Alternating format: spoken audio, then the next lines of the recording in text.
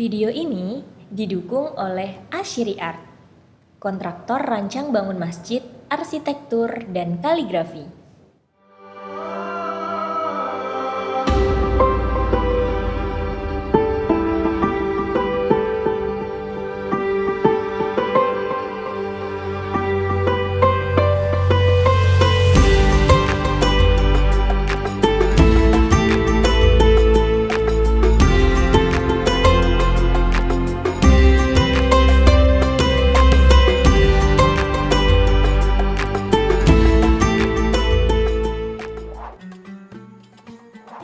Wah, ini enak Ustadz Ashiri ini bikin lomba kaligrafi di PSKG terus murid-muridnya dijuarain. Saya nggak punya kapasitas karena memilih juara itu bukan wewenang saya kan gitu. Meskipun saya juga juri, karena keputusan juri itu adalah keputusan bersama. Sampai Ustadz Belit ngomong begini, ini kalau juara 2 saya tidak ikut tanda tangan. Jadi keputusan menang, peserta yang menang itu bukan keputusan seluruh juri, tapi keputusan sebagian juri. Nah, saya nggak mau dong. Oh, nggak bisa. Keputusan kemenangan lomba kaligrafi PSKG tingkat ASEAN ini adalah keputusan seluruh juri. Saya, Pak Didin, Pak Ustadz Isep, Pak Bin dan Pak Ustadz Ato Ila, karena 5 orang ini dianggap master kaligrafi di Indonesia. Kan Pak Bin sekarang di Indonesia, jadi master kaligrafi di Indonesia juga kan. Tinggal di Darul Quran Tangerang beliau sekarang ngajar di sana. Jadi nggak bisa. Akhirnya sudah kita sepakati memang ini. Nah, artinya apa? Apa yang saya sampaikan ini ya, menjadi paling tidak titik pelajaran penting bahwa jangan sampai berkarya itu bikin yang aneh-aneh, Mas. Ya nggak? Bikin yang aneh-aneh atau bikin sesuatu yang masih nanti bisa menimbulkan perdebatan atau perselisihan. Contohnya tadi ini, ya seperti ini, ya kan? Atau yang kayak gini tadi. Ini bisa menimbulkan perdebatan, mending itu dihindari. Pakai kaidah yang umum-umum saja. Wong asal tulisanmu bagus, kamu menang kok, kan begitu. Komposisimu keren, kamu pasti menang. Lomba ya begitu, Mas. Jadi siapa yang ada kesalahan atau kekurangan yang kurang pas, dia bisa kegeser. Jadi jangan mimpi juara 1. Makanya kadang ada lomba itu yang juara 1 kok dia sederhana. Nah, sederhana mulus kok dia. Selesai waktunya tepat, hasilnya bagus, rapi, pekerjaannya beres, motif ornamennya halus, detail. Daripada yang 1 itu rumit, tapi nggak selesai, masuk final nggak? Nggak masuk, Mas. Nah, itu tugas Anda, tugas kaligrafer dan para peserta lomba itu bagaimana dia bisa menciptakan karya yang karya itu ketika dilombakan itu tepat, waktunya tepat, dia bisa menyesuaikan dan menguasai materi, karyanya juga finishingnya rapi, nggak ada tulisan yang salah, jali bahasanya kan begitu kan, halus, ya menang lah, Mas. Makanya ya karya itu diukur, waktu 7 jam, bikin musab yang rumit banget gitu kan. Yang lain pakai spidol, kamu pakai kuas sendirian, ya nggak selesai kamu, ya kan? Kalah rumit, kalah cepat, itu loh. Pakai kuas itu kan zaman tahun 90-an, tahun 2000 itu awal-awal itu. Sekarang mah nggak ada. Bikin musab pakai kuas nggak ada. Ya kuas untuk blok-blok aja paling. Kalau untuk motif apa kan pakai spidol. Nah, itu seperti itu yang harus diperhatikan. Oke. Kita lanjutkan. Tadi pertanyaannya dari siapa, Mas? Dari Mas Ikhwan. Mas Ikhwan dari mana? Dari Jambi. Tazin ya, tazin atau hiasan dari masing-masing huruf itu memang berbeda. Kemarin sudah sempat saya bahas ya, dinasti ya. Misalnya sin itu biasanya sin kecil di bawahnya. Nah, kemudian ada mem. Kemudian ditaruh mem kecil di bawahnya. Disulus ini. Ada sin, ditaruh sin kecil di bawahnya, mem, ditaruhnya ada mem kecil di bawahnya. Kemudian H di bawahnya ada H kecil di bawahnya. Nggak boleh tiba-tiba ada huruf H di bawah huruf jim. Kan? Loh, ini huruf jim tapi kasih variasi huruf H kecil di bawah, kan nggak nyambung. Ya nggak nyambung ya nggak pas, nggak padanannya istilahnya begitu, nggak pakaiannya.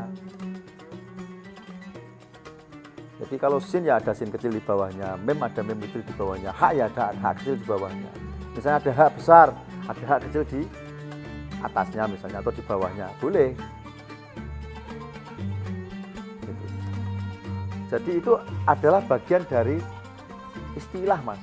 Istilah-istilah seperti itu bisa aja mau pakai istilah apa. Teman-teman di Sakal Jombang pakai istilah busola. Kalau di PSKG pakai istilah darojat mel. Sama aja kan? Hanya beda istilah. Maksudnya apa? Kemiringan ini loh. Jadi huruf itu ada semacam daya tarik untuk meluncurnya itu. Seluncurannya itu ada. Menggantungnya itu ada istilahnya. Nah, itu hanya istilah. Jadi mau bahasa pakai bahasa apa ya monggo, bebas. Yang penting pemakaiannya tidak salah.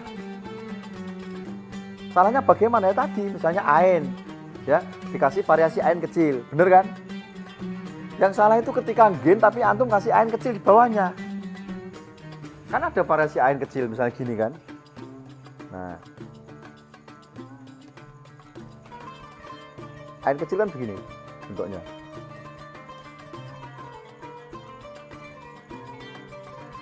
Betul nggak? Seperti ini kan. Nah, variasi ain kecil ini atau tazim ini itu hanya dipakai untuk apa? Untuk huruf ain, kan begitu. Nggak mungkin ini gen terus dikasih variasi ain kecil, ya nyalahi aturan lah. Paham ya Mas ya? Sampai di sini ya. Jadi variasi itu nggak sembarangan make, nggak asal wah mentang-mentang kosong terus dikasih aja variasi itu seenaknya gitu kan. Kadang malah ngarang misalnya, ngarang sendiri itu variasinya. Kayaknya belum ada yang model begini nih, coba asal cobalah kayak gitu. Repot urusannya gitu kan. Kalau variasi begini kan sudah jelas paten misalnya. Ini udah jelas ada variasi tambahan begini misalnya. Nah, ini itu jelas ada pakemnya, ada di Sami juga ada, di master yang lain juga ada.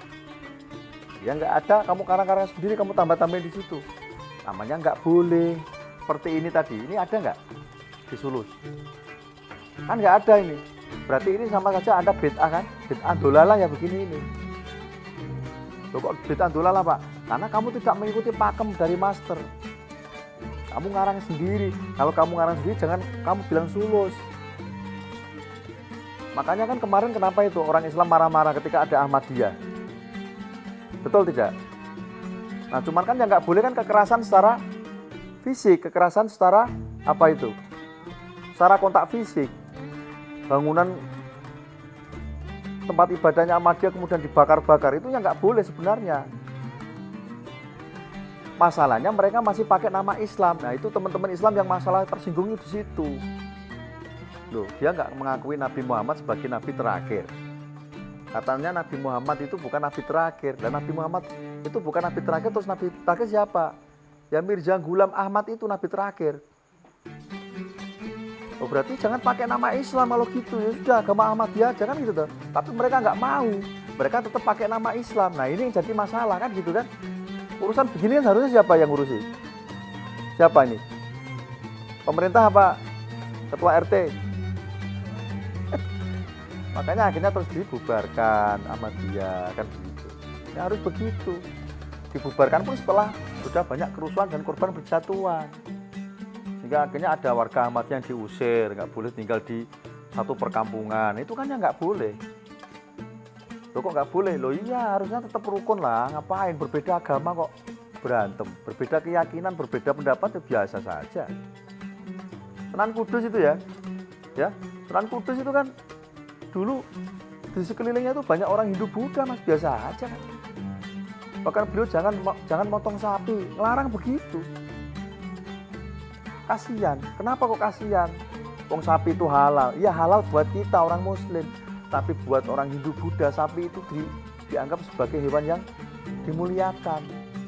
Kalau kita menyakiti hati mereka, kira-kira mereka tertarik nggak dengan kita? Enggak. Ya kalau enggak ya janganlah kita sakiti mereka. Kita menghormati sapi. Toh sama juga kok ada kerbau kan begitu. Masih ada kerbau yang juga dagingnya sama, gedenya juga kurang lebih sama. Kalau rasanya, soal rasa kan masalah bumbu urusannya kan gitu kan. Toh kenyataannya sekarang di Kudus banyak loh sate kebo, banyak. Sate kebo, soto kebo, mana ada soto sapi di sini. Ya kan? Soto ya soto kebo, sate kebo. Kalau di Jakarta kan sate sapi kan gitu kan. Soto ya paling dagingnya sapi juga. Gitu. Nah itu seperti itu.